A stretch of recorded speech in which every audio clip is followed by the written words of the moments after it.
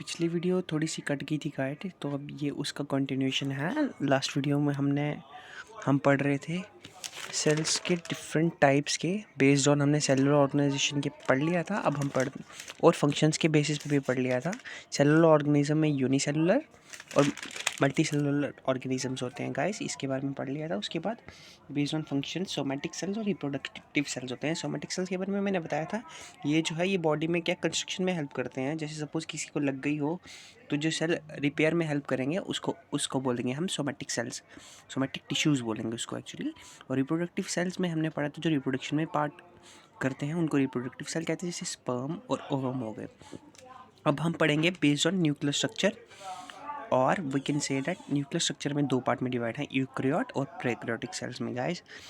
जो eukaryotic cells होते हैं ये हमने बताया था, उनके अंदर वेल डिफाइंड न्यूक्लियस होता है, और प्रोकैरियोटिक में नो न्यूक्लियस होता है। प्रोकैरियोटिक में एक्चुअली प्रो का मतलब होता है प्रिमिटिव, और यूकैरियोट का मतलब होता है न्यूक्लियस, मतलब बिफोर, बहुत पहले का। प्रोकैरियोटिक सेल्स गाइस कुछ ऐसा दिखता है, इसमें न्यूक्लियाइड, मेसोसोम्स, प्लाज्मिड और राइबोसोम प्रेजेंट होता है। बट और गाइस ये पुराने टाइप के सेल कह सकते हो, उनके बहुत स्मॉल होते हैं साइज़ में, इतने स्मॉल कि इनका जो डायमीटर है वो 0.2 माइक्रोमीटर से लेकर 2.0 माइक्रोमीटर तक होता है।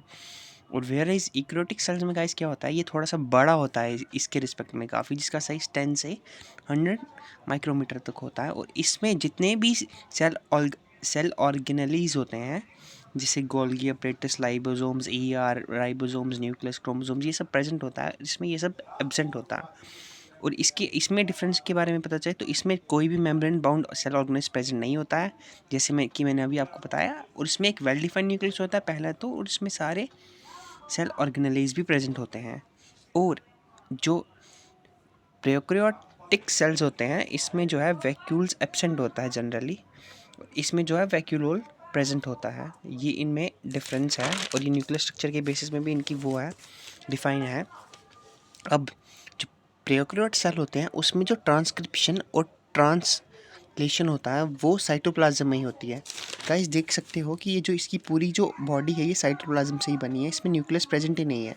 इसमें ये पूरी बॉडी ये साइटोप्लाज्म है एक्सटर्नल चीज़, और ये न्यूक्लियस प्रेजेंट है इसके साथ। तो ये इसमें अब इस केस में क्या होगा, ट्रांसक्रिप्शंस होगी न्यूक्लियस में और ट्रांसलेशन होगी साइटोप्लाज्म में। इसमें बहुत चीज़ें जो हैं वो इसमें ही वो साइटोप्लाज्म में ही होगी। अब ट्रांसक्रिप्शन क्या होता है गाइस, मतलब जो इन सेल में जो डीएनए से आरएनए बनेगा वो होगा, वो डीएनए से आरएनए और आरएनए से प्रोटीन बनेगा साइटोप्लाज्म में ही।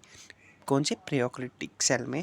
और जो यूकैरियोटिक सेल है उसमें ट्रांसक्रिप्शन जो होगी वो न्यूक्लियस में प्रेजेंट होगी, मतलब जो डीएनए से आरएनए बनेगा वो न्यूक्लियस में बनेगा, और जो आरएनए से प्रोटीन बनेगा वो साइटोप्लाज्म में बनेगा।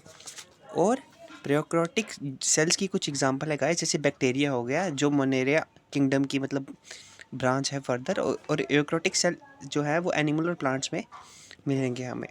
और अब एनिमल्स और प्लांट सेल के बीच डिफरेंस पढ़ लेते हैं गाइस, ये इंपॉर्टेंट है। वीडियो यहाँ तक ही रखते हैं, एनिमल और प्लांट सेल नेक्स्ट वीडियो में पढ़ेंगे, आपके लिए आसान रहेगा वो नोट डाउन करने के लिए और रिवीजन के लिए। गाइस इतना ही रखते हैं आज के लिए।